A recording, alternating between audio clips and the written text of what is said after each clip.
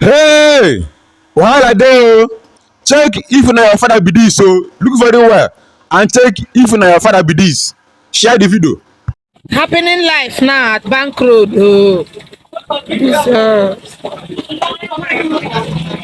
at Bank Road, opposite along UBA. Happening now. No, 2 minutes after 11. Hey, now wow, akwa.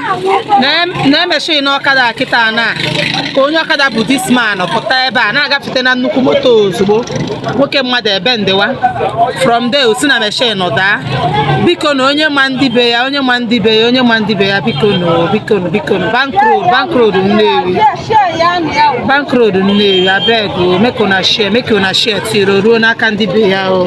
The man e be like say he don die, see wetin dey come out from him mouth, e be like say he don die o. Hey, na wow o.